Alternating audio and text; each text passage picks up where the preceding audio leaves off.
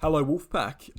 Bitcoin is the topic of analysis today, like usual on a daily basis. And right now, what we've seen on Bitcoin, as explained yesterday in the two videos we did yesterday, is pretty intense price action. I'm sure everyone knows that already. However, we were ready for this to happen since the 60k region. I've been calling for this to happen since the 60k region. I see a lot of people on Twitter, especially the big accounts who got caught out in this drop, saying, "Oh, there's no way anyone could have prepared for this. This is worse than we ever imagined."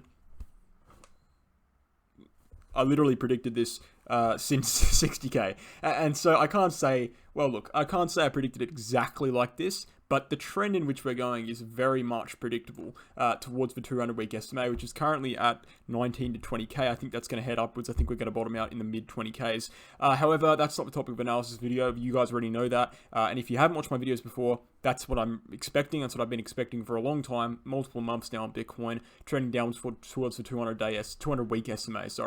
You can get that up in TradingView and check that out for yourself. But right now in this video, what we're going to be going over is the short to medium term price action. What is happening on Bitcoin in the short to medium term? And one of the major things that's happened on this daily candle close, and this is why I do daily updates, because stuff does happen every day. One of the major things that's happened on the daily candle close is this bottom uptrending line. Let me remove my alerts here just so you guys can see a bit clearer. 1 second. I'll just remove these. I've had some alerts set up just in case the market moves in a volatile fashion. But this bottom uptrending red line I have here that's been trending upwards from around December through to around July, and currently we were testing it just yesterday. We've actually dropped below that line, and that is one of the last remaining uptrending lines Bitcoin has. Now, if you will remember my videos over the last couple of months, if you remember any Twitter post, any bullish person on Twitter, they're constantly drawing these trend lines, and they've drawn about 6 or 7 of them, and that is the last one, and they're now all broken on Bitcoin. And this is why I've always caution people to stop redrawing lines. When those lines break, let them break, right? Don't just redraw them. And that's what's happened here on Bitcoin. We've lost those lines. And so right now, we're in an interesting position. We have lost basically every single dynamic support. Okay, a dynamic support is a support zone that's moving. It's not a flat support zone. So we still have static support zones, such as the one at 30k to around 28k. We still have that standing, but all of the dynamic support is lost, and there is quite a substantial amount of dynamic support that has been lost, up to 10 to 15 support zones. So just looking at these charts right now, we have to ask, and we have to beg the question, is there any viable, reasonable chance of a Bitcoin recovery in this market? And my question would be no. My answer would be no, right? I don't think so. I don't think there's a chance. Look, obviously there's a chance. I don't think it's worth taking seriously. Probably 5 to 10%, which is nothing. This is a game of probability, not a game of certainty. So I can't tell you for certain we're going to go down. But I can be very confident we are going to go down, and I've been saying that since 60k, and so quite frankly, if we go up now, who cares? I've been saying it since 60k, buy back at mid-40s, we've still saved ourselves a 15k drop, and so people are always going to be toxic no matter what the situation is, but the point is, I still think the trend is going to be downwards. I still think we have more downwards action to do. The question is whether we will do it right now, whether we will consolidate first, and that is a question worth asking. Well, there's lots of different conflicting indicators for that. One of the indicators is the fact that we've lost this uptrending line. We've lost the descending wedge all from the last 2 days, and that would recommend we crash further in the very short term. But there are many things, such as the RSI getting to a very, very, very low level we haven't seen for basically 2 years. We have also the Bollinger Bands, which are a very good trend indicator, showing oversold dramatically. And so this is not just on the daily chart too, this is on the 2-day, 3-day, and even on the weekly. There are multiple signs of exhaustion here. There's so much selling going on. It's so oversold. The problem is, there's no buyers to actually come in and back up these indicators being there, because these are bullish indicators, right? And they do suggest a short-term bounce, but we're just not seeing the buying interest right now. And one of the reasons that would be, in my opinion, is because of the stock market. And this is a major part of this video today. The stock market, the SPX specifically, and the NASDAQ, but we're going to look at the SPX right here, is absolutely crashing. Crashing is relative, but in comparison to what's been doing for the last, since the COVID crash, we've just been moving upwards. We've actually topped out here. We've formed a clear bearish divergence on the daily chart and crashed downwards all the way from around 4,800 to around 4,300. And that is a big drop for the stock market, right? We haven't seen many drops like this in years, right? And that's because the Fed is basically manipulating the market, just printing money endlessly and just funneling it back into stocks. And so this price action is very, very, very unnatural. And if you say crypto's manipulated, well, look at the stock market. This thing's just gone up since March 2020, while basically the economy's died and every kind of global economy's died as well. This is not a true representation of how the economy is going, and it's not meant to be as well. It's just making the people with assets richer, while the people who don't have assets suffer against inflation. It's very criminal. However, this, the SPX has a direct correlation to Bitcoin. And I will say that some of the people will try to make you believe on Twitter. They'll try to make you think that, it's not my fault, my prediction was wrong, it's because the stock market's crashing, I can't predict that.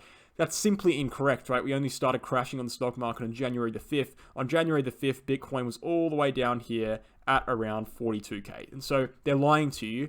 Don't take their excuses as a reason. Unfollow them. Get rid of them. They're not good. Okay. And I'm being harsh, but it's just the truth, right? If you're going to make constant excuses about being wrong, on the other hand, if someone admits, I was wrong, guys, I was wrong, my prediction was incorrect, that's fine. Everyone's going to be wrong. I've been wrong multiple times. But if they're going to constantly make excuses about it, probably time to get rid of them and stop listening to them, because they're not going to ever take accountability for when they're incorrect. And so, what we're seeing right now in the stock market is a drop, massive drop in terms of stock market drops, and we're seeing rising volume on this drop.